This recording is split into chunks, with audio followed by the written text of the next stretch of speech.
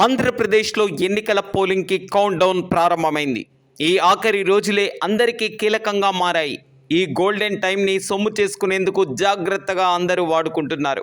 ఒకవైపు వైసీపీ అధినేత జగన్మోహన్ రెడ్డి తన ప్రసంగాలలో పదును పెంచారు. రూట్ మార్చి ఎన్నికల వ్యూహానికి పదును పెడుతున్నారు. గతంలో ఆయన ప్రసంగాలు చూస్తే రొటీన్గా ఉండేవి. ప్రస్తుతం దూకుడు పెంచారు. అదే రీతిలో కూటమి నాయకులు మాజీ ముఖ్యమంత్రి చంద్రబాబు నాయుడు, జనసేన పార్టీ అధినేత పవన్ కళ్యాణ్ కూడా వారి ప్రసంగాలలో పదును పెంచారు. ప్రజలు మరోసారి మోసపోవద్దని కూటమి కుండ బద్దలు కొడుతుండగా వైసీపీ వాటిని తిప్పికొట్టేందుకు ప్రయత్నాలు ముమ్మరం చేసింది. మరోవైపు సర్వేలు అన్నీ పార్టీలో గుబులు పెంచుతున్నాయి. కొన్ని సర్వేలు కూటమి గెలుస్తుందని, మరికొన్ని సర్వేలు వైసీపీకి మేలు జరుగుతుందని చెబుతున్నాయి. సర్వేల మాట అటు ఉంచితే ప్రజలు ఎవరి పక్షాన నిలబడ్డారు అన్నది ఏ సర్వేలకు అందని ప్రశ్నగా మారింది.